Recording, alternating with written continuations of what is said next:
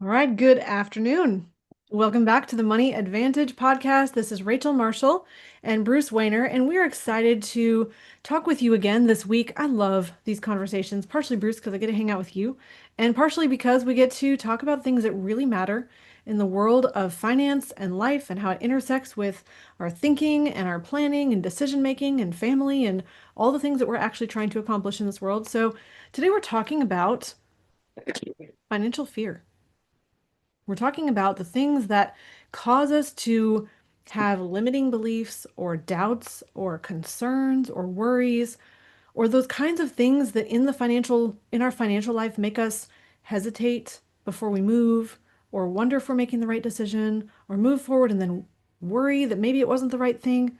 We're talking about all of that today, and we're really giving you a schematic, a tool, a way of thinking, a process, a system, if you will, to be able to overcome that financial fear or financial scarcity or financial negative thinking that is this unconscious, subconscious tape playing in the mind of so many people. We see it at all levels.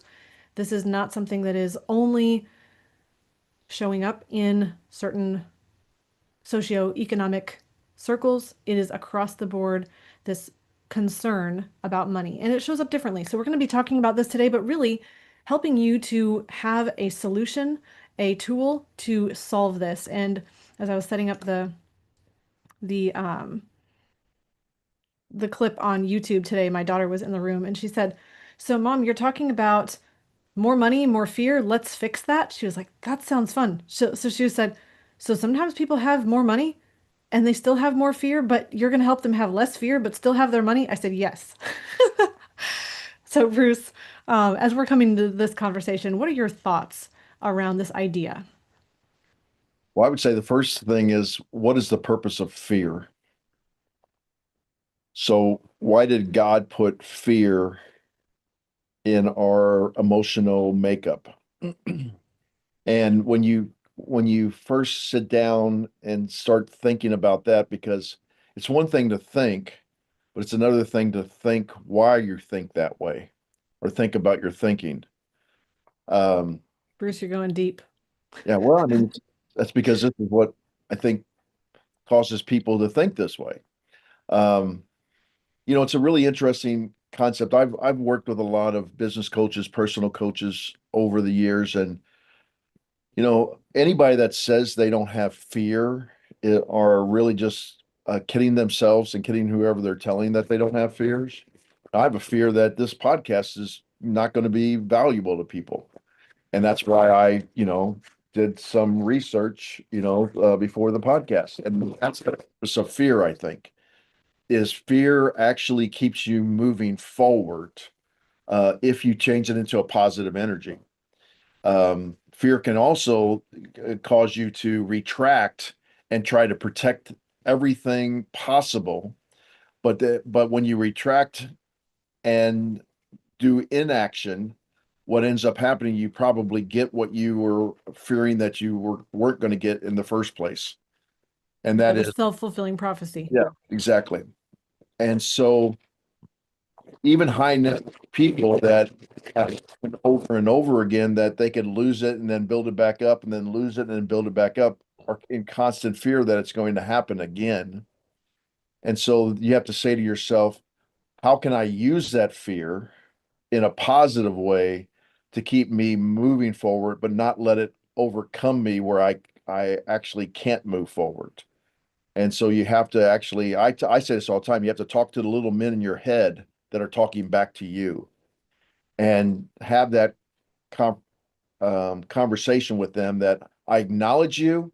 I understand why you're saying it, but I'm going to look at it from this different perspective, remembering what you just said to me and go forward.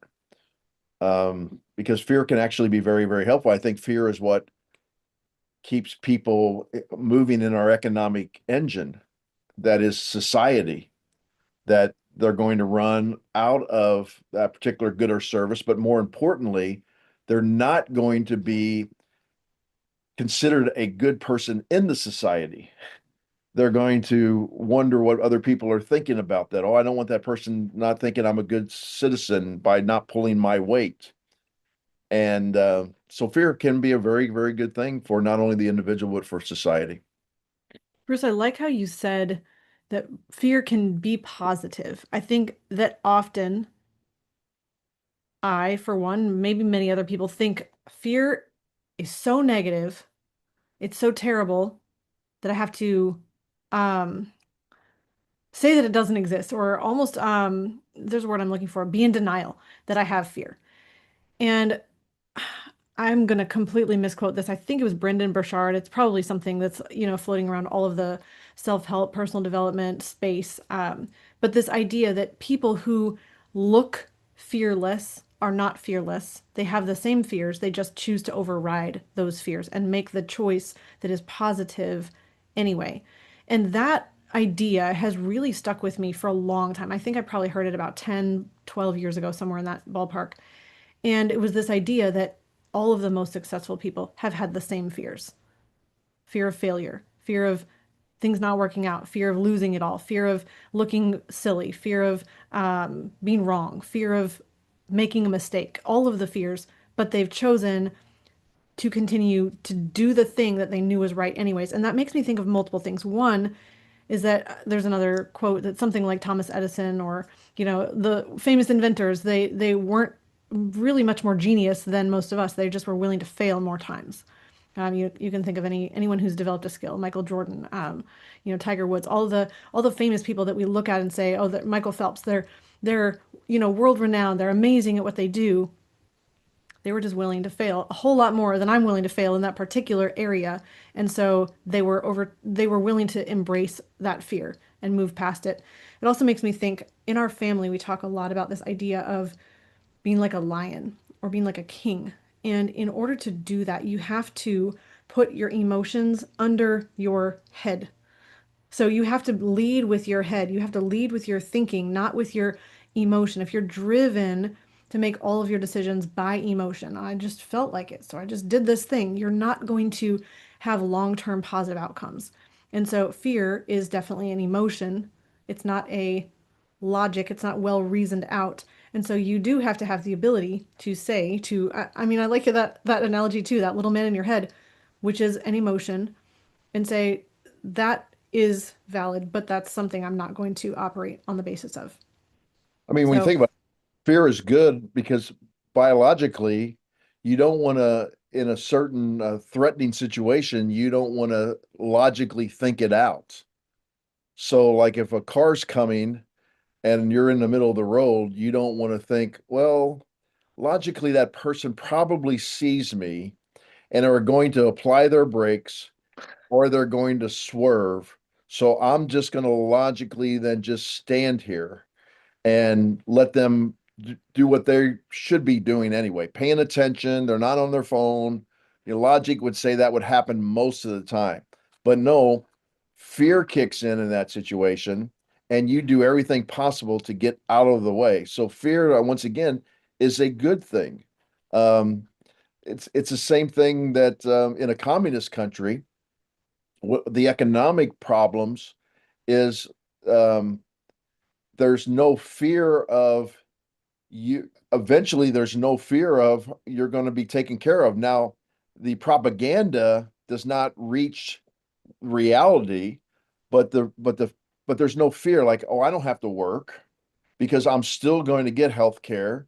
I'm still going to get food. I'm still going to get water. I'm going to still get the basic necessities that are paid for by the state.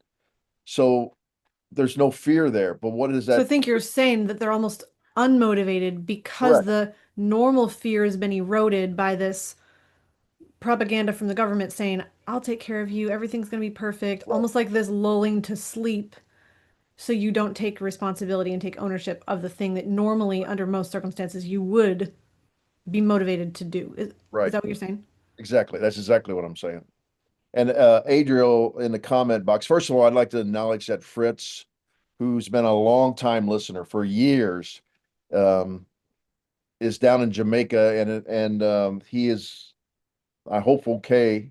I hope he can listen to us because the hurricane just devastated his area. Hmm. And I hope all of our listeners are praying for Fritz because he was able to email me and tell me that he was hoping to be all right, but he could not communicate with. We communicate every once in a while outside the show, and if he didn't hear from me, that he would get back to me as soon as he could. So, but Was Adriel that said after? Was that after the storm or it was right before? when it was coming. It was right Okay. when it was coming. Okay. Adriel brings up a good point. He says the fear encourages in relationships also that encounter in relationships also pushes us to become better if we use it wisely. In other words, we fear the rejection of somebody, or we fear not, and that's what I was saying about society. Not being a good steward in society, we might be rejected by society if we do not use that fear and actually, do good, or at least do no harm, as doctors say in their situation. Um, but as we get on both sides of the bell curve, or the socioeconomic bell curve, where people that don't have a lot, they have different types of fear, and people that have millions, tens of millions, hundreds of millions, billions of dollars, they have different types of fears. And one of the different types of fears, people say all the time, well, wait a minute, what can they possibly be fearful with if they have tens of millions or hundreds of millions of dollars? Well, one is um, they are a lot of times worried about what other people are thinking about them, how they obtain the money. They're also there's this feeling that I don't deserve all this money. So there's a fear that they are not good stewards of the money, or that the Lord is going to look differently upon them. That's why we love having Doc or Rabbi Daniel Lapin on, because Hmm. he encourages people to continue to obtain wealth, because what you're doing is actually helping society. But on both ends of the bell curve, there's different types of fear, but there's fear whether you don't have money or whether you have hundreds of millions or billions of money. And then, of course, you have the middle, which makes up the biggest part of. We really need to look at fear as not of not having money or having a bunch of money, but why you have those fears. And because too much fear will hold you back. Yes, and I like that. So you're saying fear is positive, it's necessary, but keep it in check. Right. So there's a place for fear, but if fear is overriding everything, you're not going to make sound positive decisions. I mean, if you're in fight or flight mode, it's necessary, like running from the car or from a, I don't know, a savage lion or something like that. If you're running from in fear of your life, it's necessary to help you avoid that dangerous situation. But we can't then extrapolate on top of every other situation. This is a fight or flight. It's not always that. And so if we allow fear to be in the driver's seat, it's not going to be productive. Um, Bruce, one other thing, when I'm thinking of a bell curve, and this does not necessarily map onto the exact socioeconomic bell curve of what you're talking about, but there's another type of bell curve that I would say is the abundance and scarcity construct. And so here's what that looks like. If the line here at the horizontal floor, if you will, is scarcity, and above scarcity is abundance. So that's the continuum. Scarcity on the bottom, abundance on the top. There's this bell curve that starts at scarcity, rises up to abundance, and goes back down to scarcity. So on the two ends, scarcity can look completely different in different people, and you might not even recognize it. And so that's why I want to point this out. So, scarcity in one side of thinking is going to be that fear of running out, that miser, the penny pincher, the one that can never spend anything because they're afraid of running out of money in the future, that it's almost a hoarding type of mindset. This, I've got to keep everything. I can't let go of it. I need to keep all of this. I can't be generous. I can't be giving. I can't spend money. What if I spend too much? I won't have enough tomorrow. What if I don't have enough? It's this um, debilitating fear of being able to use your money. The purpose of having money is to be able to enjoy it and to be able to serve other people and be able to use the money, which is this medium of exchange, as this method of giving and taking and breathing with other people, so that you're in a position where you are having your needs met, you're serving other people, but you're not there if you're afraid and holding on to the money so tightly. On the other side of that spectrum is this fear of missing out. So FOMO to the extreme, where you say, well, I'm afraid of missing out and not having a great vacation. I'm afraid of missing out in not buying the best of these new products. I saw this commercial and I now need this new thing that I didn't know that I even had need of before, but now I have need of it, and I've got to buy this, and I've got to have the best car, and I've got to go on the biggest vacation, and I see the person over here, the neighbor, keeping up with the Joneses. I mean, it's this. They've got a bigger boat. I've got to get the bigger boat. They've got a nice RV. I've got to get a bigger RV. They upgraded their house and did this whole remodel. I've got to do something better. I can't live less than what I see around me, and it's this. This is another method of scarcity. You can look at that person, and on the external, you could say, they've got it all together, because usually that means to other people they're successful. They've overcome fear. They look more confident, but it's another method of scarcity, or it's another way that scarcity shows up. True abundance looks completely different. It's not afraid of running out, it's not afraid of missing out. It is making wise, calculated, systematic decisions about money, but also has a process. And we'll get to that in a minute. But being in abundance recognizes that money is limitless. The creation, the source of money is your value creation for others. Going back to what Rabbi Lapin said, if you're serving other people with more value, you're serving more people, you have more capacity for bringing money in, and you are not limited. You have infinite mind and capability to create more. And so money is not a limited resource. You literally create money by idea creation.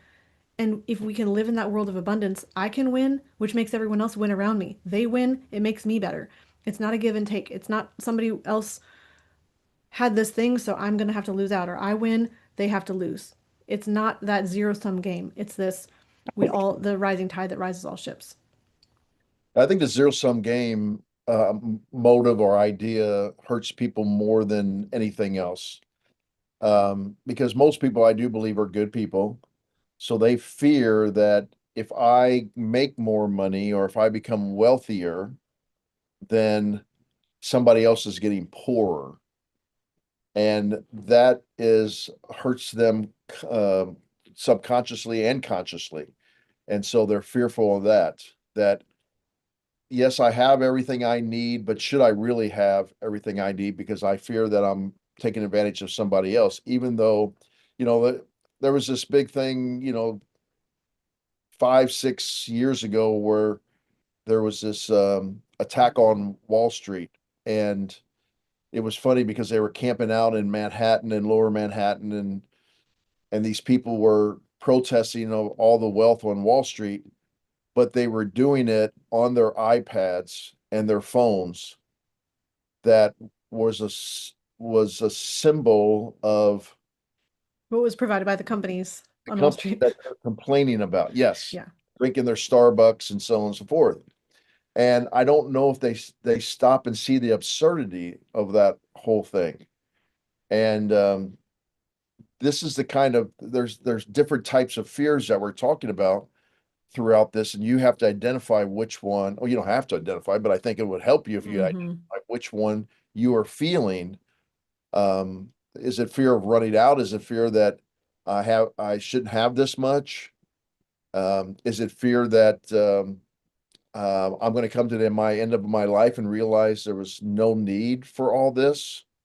There's all kinds of fears that come up, and believe me, Rachel, as our age gap, you start to realize that there's different. You start to change the way you think, not just because you have more life experiences, but because you realize you don't have as much life left. There's both are true, but both work independently. Uh, Mm. because you could take a person that will live a very, very simple life and take them to their end of their life. So, in other words, they didn't have a lot of life experiences, take them to their end of the life, and they're going to feel like, oh, did I really live a good and prosperous life? But you can also take somebody that lived this amazing life and they get to the end and they think, oh, did I live a good enough life? Mm. That both are true because it's from your perspective of wisdom and for the fact that you have a mortality. And Mhm. we see it all the time with our life insurance clients, when as they get older and closer to mortality, even though they were in on the life insurance, their views of the life insurance changes as they get older and older and older. And I think the key to overcoming these fears is actually thinking and observing what's going on around you. And frankly, I think you and Lucas are really good at this is not taking in too much that's going on and around you. Because the best way to get rid of political fear is just turn the news channel off, because they're trying to build fear in you. Mhm. Totally. I mean, we've been talking about for decades that democracy as we know it is going to end, and it hasn't ended. And yes, we are running up a debt that is probably going to cause some short-term pain, but it's going to be short-term pain. And many countries have gone through this and so on and so forth, but they're trying to get you to react to their message right now. And mostly it's from financial loss. That's how they hit people the most is from financial loss. It's so interesting that you mention the news and fear. It's almost like fear is a commodity that we all buy without realizing it in a way. I think, and we buy it by our attention, what we put our attention on, and it gives away our um oh, there's a word I'm looking for. Our efficacy is one of them, but it's our ability to make decisions, our ability to think for ourselves, our ability to um it'll come to me in a minute, but our ability to put ourselves in a position of control when we buy fear with our time, our energy, our focus. And so, yes, we don't have a TV, we don't watch the news. Of course, Lucas is far more knowledgeable about what's happening in the world and politics and everything than I am, which is good. He's leading our family, he's aware of everything, he brings things to my attention.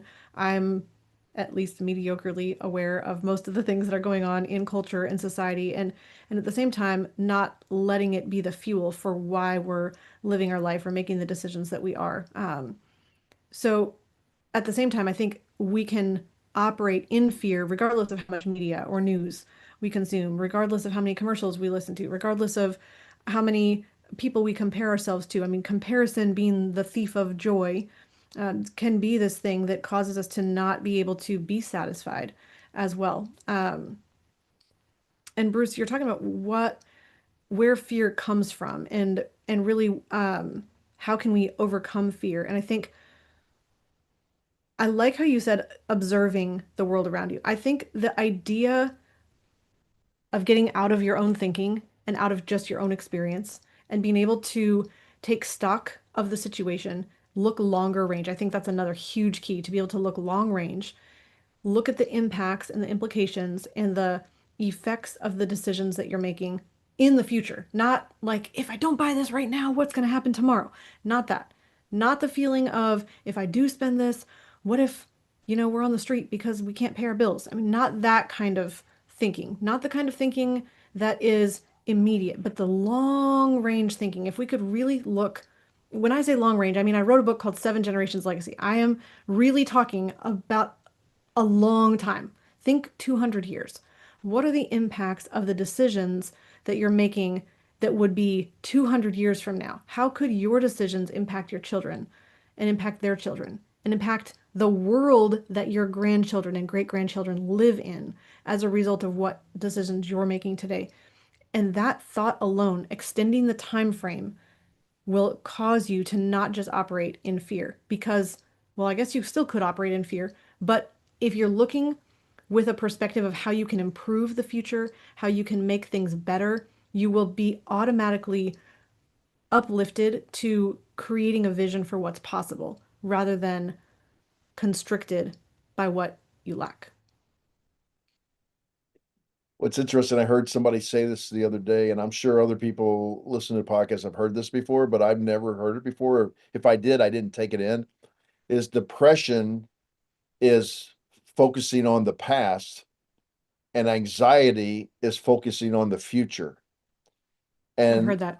yeah, and so if you can if you can understand that and stay in the present as much as possible, then you would not be depressed or you wouldn't have any anxiety. You would just live in joy right now.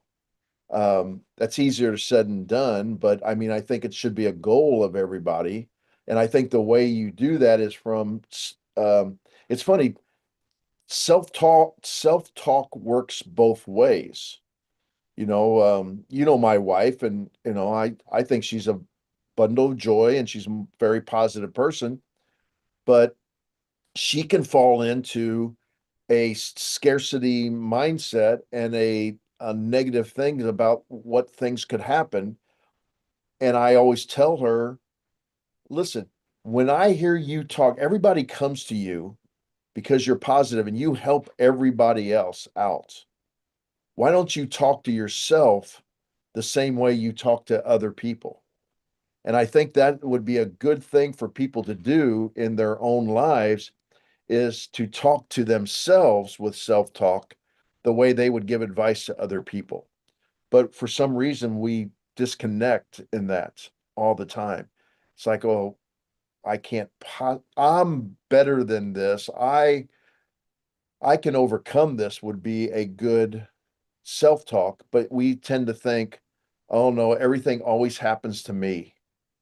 Everything always happens to me. But if your friend was saying that, you would say, No, not every bad thing happens to you. Remember this, and this." But we think about that in our own selves. You say, man, why is my month going so bad? Nothing good happened this month. I don't know why it's happening. And that if you would stop and then reflect, and you say, well, yeah, this happened. This was good. This was good. This was good. But we don't do that. And once again, we get back to the fight or flight response biologically that we have to have to survive physically in our world, so that you know uh, we can survive, and that's where we have to go. So we have to talk to yourself how you would talk to a friend. I think would be a good way to overcome these fears. I think, Bruce, what you're getting at is perspective is everything. And I mean, at the simplest level, it's the glass half full, glass half empty conversation. But when you look at it, you can say, I have everything that I need.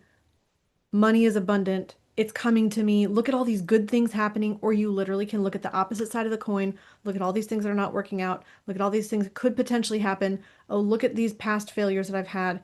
And really, your perspective is going to frame everything about how you make decisions going forward. And so, I think this would be really, really helpful. This is not necessarily the source of money fear, but I think it hits pretty close. I think one of the main sources of financial fear in general is a complete misunderstanding of what money is. Money, I mentioned this earlier, is a medium of exchange between two people making a value decision about something. Think you're going to go buy shoes from the shoe store. Oh, these shoes seem to be $100 worth of value to me. The price tag says $100. I pay $100 happily because I'd rather have these shoes that I was shopping for, that I need for my wardrobe, for my comfort, for walking, for hiking, whatever it is, for going to the beach, whatever I'm going to use these shoes for. I need that in my life more than I needed the $100. You're happy to part with them. You give that money as a certificate to the storekeeper. You have provided me something worth $100 of value in my life. Now, that storekeeper can sell shoes like that to 1,000 people. They're going to be having a lot of money. If they can only sell shoes to one person, they're not going to have as much. So, the more value they can provide, the more people are going to exchange in relation to that. The challenge is that we look at money as an end point at all. And here's what I mean. I think money is valuable because of what it can do for us. But often we get our identity confused with money. We start thinking, well, I have more money, so I'm worth more as a human. I'm personally more valuable, not net worth value, but sometimes we think that those that have more than us are somehow more capable, more skillful, more wise, more amazing. They're just better humans, and people who, if I have less, well, I just think less of myself because it's part of my identity. And the challenge is we need to separate money from our thinking about ourselves and realize that money is just a certification that value has happened in an exchange. Even in the investing world, you could say, well, if I'm investing in real estate, how is that a value exchange? You're providing housing for the people who need that kind of housing to live in. So there's a transaction between two parties. Now, here's what's beneath that thinking about money though. If you don't understand what money is, it can be really easy to think, and I'm going out on a limb here, but I'm not lying. There's this underlying current that money is evil. And when I say that, if you look at movies, if you look at media, if you look at our culture, it can be really easy to think, oh, they just have a financial agenda. They are just doing it for the money, which usually means there's some kind of corruption, they're greedy, they're misguided, and certainly those things do happen. But the challenge is usually the wealthy person is painted as this villain somehow, and the people who are, much more noble and upstanding and much more moral are the ones that have nothing and they're more impoverished. And we see this thought that somehow money is bad. If I have it, I'm going to be bad. If I give it to my kids, it's going to make them bad. Money makes evil. Money is evil. And somehow that is a huge conflict in our mind because we want more of it. Every single person would if they were honest, could say and probably would say, I'd be better off if I had more money. Even if you wouldn't admit that out loud. But most people would say that, unless you're Warren Buffett. So I know he's giving away billions because he has no need for it. But if you look at money and you think it's evil, but you want more of it, there's this huge internal conflict that you can't figure out. And that causes a lot of fear around money. Well, I've got to hide this desire to want more because that must be greedy and must be bad. And if I have more, I'm going to be more evil, but I want more, so I must be evil. And it's this whole really conflicted way of thinking. Here's the deal. Money is neutral. Money is not good. It's not evil. It just makes you more of what you are. I've heard it said this way that it's so beautiful of an illustration. I'll share this. It's a magnifier of your soul. More money with good training, good character, good morals, good decision making, a solid head on your shoulders, wonderful responsibility and stewardship. Just going to do so much more for that person, for society, for their family. It's going to be amazing. More money on a person who is greedy, who is frustrated, who is conniving, who's trying to get underneath other people's skin, who's trying to make the world worse for other people, is going to just cause gigantic problems. And then you're going to look at money and say, well, maybe money just did corrupt them. No, it just brought out. It was the hand that squeezed the toothpaste and what the toothpaste tube and what was inside came out.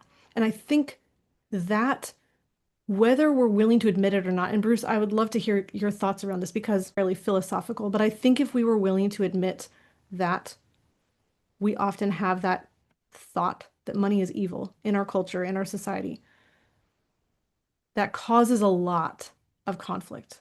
Because then, if I've been successful and I've built a successful business and I'm running charities and nonprofit organizations and foundations and all of this, and I have all of this material financial wealth, it can feel like, well, maybe I just need to give it all away, or maybe I shouldn't have this, or I'm guilty about that. And that can cause you to make negative decisions about having that money because of this misguided perspective about money. Bruce, what are your thoughts around that? Tony Finan, when I was 24 years old, we coached football together and in high school. And we were talking about he played college football at Harvard, and I played at a school in Missouri called Truman State. And we were talking about how difficult football was, but it built a lot of things in a person. It built perseverance. It built teamwork for you. It striving for a goal, both individually and with, so character development type things. And you know, I was the one bringing these all up, and I said, Tony, I said, don't you see all these things that it builds? And he goes, Bruce, it doesn't build any of that. It reveals who actually has those. So he said that to me, and it changed my entire perspective that football doesn't build character, it actually reveals who has it. And that's exactly the same thing you were just saying is money doesn't do anything but reveal the characteristics of a person. So if the person already has these great characteristics, it just is like a multiplier of those characteristics. If they have what society thinks is a poor characteristics, it multiplies those poor characteristics. When you were talking about a medium of exchange, one of the things that I was thinking about, Rachel, is in that social contract, you're also agreeing that that credit card or that piece of currency, you're also agreeing on the value Mm-hmm. at the same time. So where did you get that agreement from? You got it from others in society. So you're not working alone. I've said this on the podcast many a times is that people are always saying these evil corporations, and I'm like, well, okay, they're evil. Why are they evil? And they're like, well, they're the ones causing inflation. They're raising prices. And I'm like, no, corporations actually suggest the price. So your shoes, they suggest $100. You set the price at $100 because you were willing to pay $100. If they would have suggested the price at 120, you would then make a value decision whether that piece of paper or that credit card or that currency or check that you already had a social contract amongst each other, you might say, no, I don't, I'm not going to set the price at $120. I'm going to see if next week you bring it down to 100. And and so the consumer sets the price on all these social. And why is it? Well, you set the price because you're like, I value that, but only at this amount because maybe of some fear. I don't want to I don't want to pay 120 because that other $20 I might have been able to gain something else for my family over here.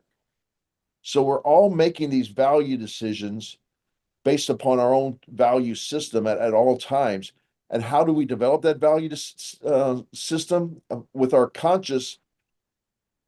If we have any kind of conscious, we're building that value decision on what would be best for ourselves first, knowing that if we take care of ourselves, then society will accept us for what we are, but not if we can't take care of ourselves too much, or then society won't accept us. So there's a balancing act all the time. This is what the Austrian economists believe. Milton Friedman, when you said this about greed, Milton Friedman once famously said, "What is greed?" Of course, none of us are greedy. It's always the other person, but we're all greedy. Greed is, the Wall Street movie, Greed is Good. What they he that was a bad perception in that Wall Street meeting, but greed is good because what you're trying to do is you're trying to get as much for you, but society won't let you get as much for you unless it's also what's best for society. This is the whole Austrian way of thinking, is that we are going to look out for ourselves first, our family, our immediate people, but we can't do it at the expense of other families, Mm-hmm. or we're in that fear of ruining it for other families is what keeps our value system in check. I mean, Bruce, what you're explaining is so true because what happens is that if you literally, any person, I'm not going to say you who's listening, we're just going to say the other guy. If any person was so greedy for money that they were willing to do anything for it, we would call that person a sociopath. They would be willing to loot, steal, rob a bank, blatantly, take your money right out from under your nose while you're awake in your home. I mean, that would be ignorant of other people's thoughts, feelings, emotions, societal norms, what's socially acceptable. And so if you literally just pursued more money, like at the expense of everything else. This is something in our family we talk about a lot. And I know that this is probably, Lucas would love to share even more about this, but let's just say you put money as like your God and it was the number one thing and you just wanted money, money, money. And you were like, that would be greedy in a bad way for money because it's elevated above other humans. Let's just say that person's never going to have successful relationships. They're not going to thrive. They're not going to win friends and influence people. They're not going to have successful value transactions because no one wants to transact with somebody who's in that kind of greed, which actually is scarcity of I can never have enough, even if they already are a millionaire and that's how they're operating. Nobody is going to want to be in context or a relationship with them. And yet at the same time, what you realize that if you have your life ordered properly, which I would say having a love for the Lord first, and He's at the center, He's the king of your life. You have a love for other humans. You're valuing other people. That doesn't mean you're not valuing yourself. But here's the thing. The first commandment is to love the Lord your God with all your heart, soul, mind, and strength. The second is like it, to love your neighbor as yourself. If you don't love yourself, you can't love your neighbor effectively. This is kind of what you were saying, Bruce.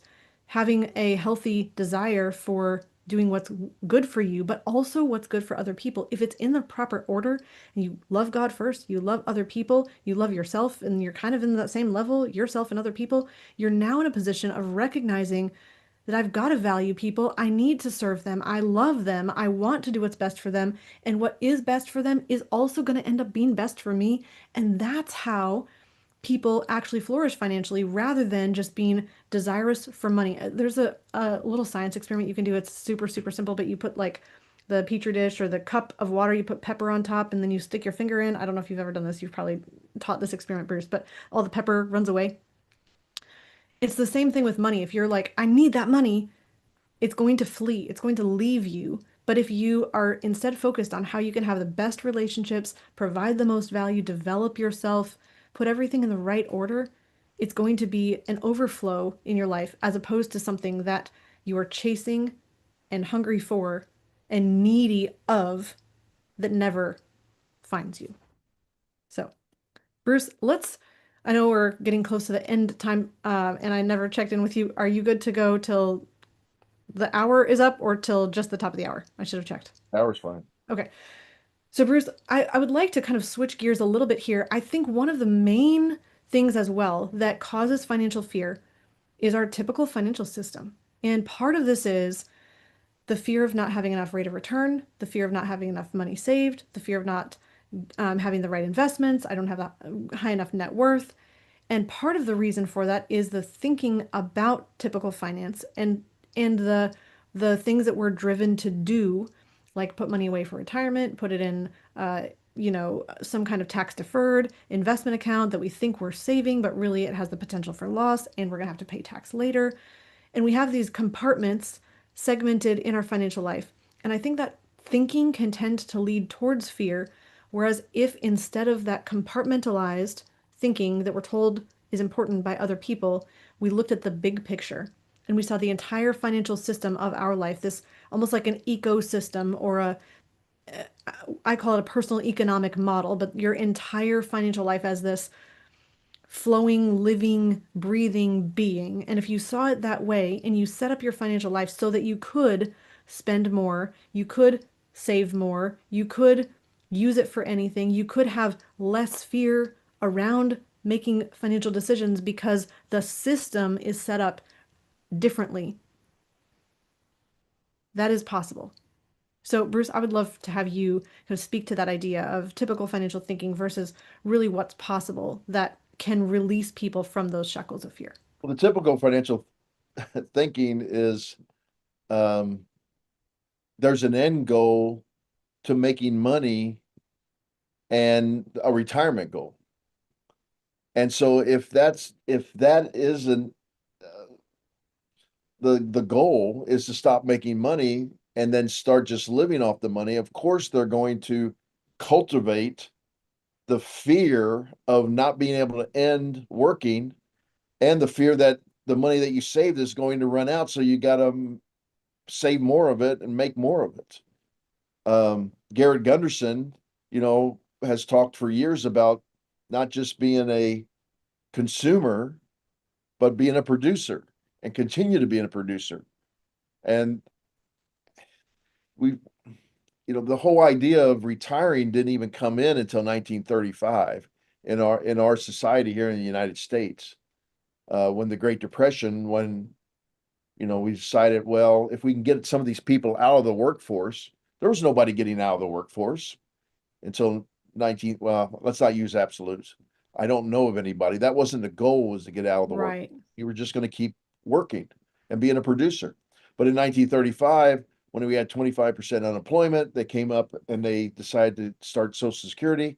The whole goal was to get the older people out of the workforce, give them amount of money, go off, we'll get the younger people into the workforce. That's when retirement or typical financial planning was developed. And it's continued to increase with this whole idea of retiring. Really, uh, the peak was in the after World War II, when the when we came back from World War II and we had this great societal boom, and corporations were flush with money, and they thought, oh, well, we're gonna to encourage people to work with us, we're gonna develop these pension systems.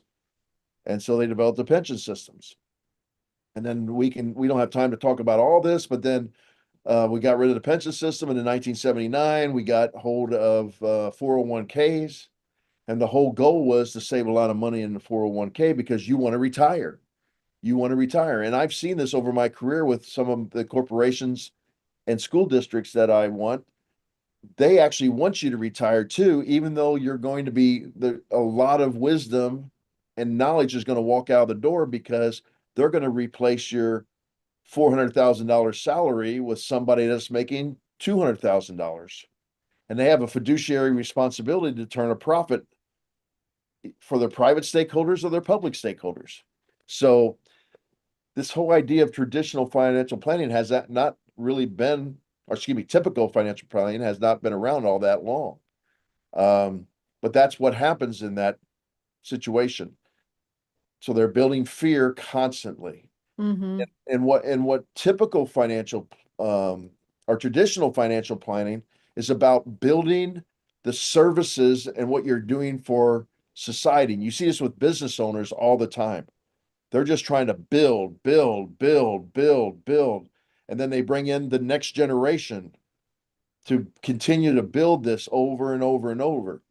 We were working E3 Wealth. We were working with somebody from the Neuter Corporation here in St. Louis, and they've been around since like 1880. And they are just continuing. It's a private company, just continue to build, build, build. And they actually have private stock, not public stock.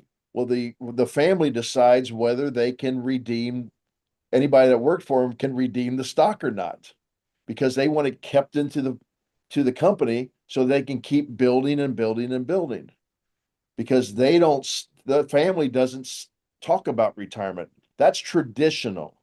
And so what can people do to be more traditional? Well, they can continue to be producers, and they can look for cash flowing assets. Even if you're not somebody that if you're not somebody that is has a business, you can certainly look at alternative investments that are run like a business and produce cash flow for you, not just appreciation. And then everybody knows we advocate for generational wealth through um, well-designed uh, life insurance contracts that should take fear out of it. Because if you borrow against these life insurance contracts and you fail with the business or fail with the endeavor, the death benefit, this is traditional, the death benefit is going to fill the bucket back up for families. And they don't have to worry about, oh, I messed up my family's um, tradition of being wealth creators, because it's certainty. You're bringing certainty in with the death benefit and with the guarantees with the life insurance. So that's the difference between typical financial planning and traditional. Typical is all about rate of return, fear, where there's a specific date that you're going to end, and there's a specific date that your wealth is going to end. Pensions were a great example of that because when pensions ended at the end of your life, but traditional is more like what the business owner thinks about. What am I going to build for generation after generation after generation? You know, another component as I'm hearing you share this, another thing that comes to my mind with the difference between typical financial planning and traditional financial planning, which we're on the side of traditional financial planning, more savings, more life insurance, more building businesses, more cash flowing assets. The typical financial way of thinking is also built on a lot of guesses or unknowns. And so they have to try to build some method of certainty by putting all of those guesses into an algorithm to come up with a measure of certainty that your money won't run out. And you hear of this as Monte Carlo simulations and other types of calculations. But what's happening is you're guessing how long you're going to live, you're guessing what the rate of return is, you're guessing what interest rates are, inflation, you're guessing what taxes are going to be, you're guessing a lot of guesses, what your risk should be, risk tolerance. And based on all those guesses, you're coming up with some measure of certainty. And I don't even want to call that certainty because it's a guess based on a bunch of other guesses, which you can imagine if the foundation is guesses, the what's built on top of it can't possibly be certainty. Real certainty has real certainty has guarantees as much as possible. And when you look at the real idea of what you're talking about, Bruce, from typical financial planning is usually what you're running away from. You're running away from not having enough money. You're running away from a low rate of return or losing um, the opportunity to earn more money. You're running away from paying taxes. You're running away from all of the things that you want to stop in your financial life. And it's almost this like batting at all of the negative things. Like you're just trying to get all the negative stuff away. And you'd only have so much power to continue running away from all of the negative components of something. Whereas you have way more power if, and I hope that this is going to come through clearly in how I articulate this, but you have way more power if you have a bigger vision, which is why looking forward and thinking about what you have the opportunity to create in the future is so much more powerful. And I don't mean the side of anxiety. I think, yes, you could certainly say, well, I'm afraid of the future and afraid of unknown potential possibilities and, like minefields in the future, and I'm going to try to avoid those. But if you can, instead of just running away from what you don't want, if you can instead turn towards what you do actually want to create, and think about the vision and the possibility that you do want to create, that's going to lead you to making different decisions, which is then going to lead you to traditional finance. Traditional financial planning is saving more, having more cash flowing assets, having more life insurance, and more actual certainty. Because the cash flow that comes in is not based on spending down a pile of assets. And the life insurance is not based on if but a when that death benefit will pass into the second generation and right any wrongs that have been done financially or any losses that have been incurred are going to be refilled up as you share or as you say, Bruce. And I think that's really, I mean, if we had to just kind of boil down this whole podcast into what the crux of avoiding financial fear, solving it, fixing the financial fear so you really can truly be free, it's recognizing that money is neutral. Money is also only one component of wealth. Really, you want to build all these other parts of wealth, your personal wealth, your social wealth, your intellectual wealth, your spiritual wealth. Those are way more interesting and about the person than just having more dollars. And if you're really truly building true wealth, that's human flourishing. So if you can correct the paradigm from just dollars to true wealth. That's one shift. Another shift is from typical fear-based financial planning to traditional finance that has a lot more guarantees and certainty. Another shift is from running away from something to building a positive vision. I don't know if there's any other contrasts that we specifically laid out here, but Bruce, I love that you said the key to overcoming fear is observing the world around you. I think that allows you to shift the lens to say, well, here's my lens of fear that I'm operating from right now. I don't have to continue choosing that. I literally can shift that perspective out and put this new perspective in. So many people around you are thinking and seeing the exact same set of circumstances from a different perspective, which means there are so many different ways to view something. So we're going to leave it at that today. Bruce, well, is there anything else that you would share kind of as a capstone on this? I would just say people that live in fear, they have to practice not living in fear, and it has to be a way of life. I had a friend of mine used to be one of the most, I loved him, but he was one of the most pessimistic guys in the world. And he said, I'm going to try to be more optimistic. And he said, I tried it and it didn't work. And I knew it wasn't going to work. And so the same thing happens in these situations. People are going to try to not live in fear and observe and maybe try self-talk and change their perspective, but they're not going to try it very long and they're saying, see, it doesn't work. It has to be a way of life. Mm, so good. A commitment. So if you would like to operate from a different system or try on a different financial system to be able to correct that fear and be in a position of control and certainty and guarantees to be able to think from that abundance perspective versus scarcity. We invite you into a financial conversation with our team, and you can do that by going over to themoneyadvantage.com and booking a call with our advisors there on the front page. We invite you into a conversation, and wherever it goes, I promise that you will have a better outlook on life by the end of the conversation and the ability to have a more expansive suite of financial decisions that you could make than you're currently making today. So we invite you into that conversation. If anything we've said today has been of interest to you or helpful to you, we'd love to know. If you want to put a comment in wherever you're watching today, we'd love to hear what your thoughts are about this episode. And that just helps us continue to deliver valuable content to you. So in closing, please remember, success leaves clues. So model the successful few, not the crowd, and build a life and business you love. We'll see you next time.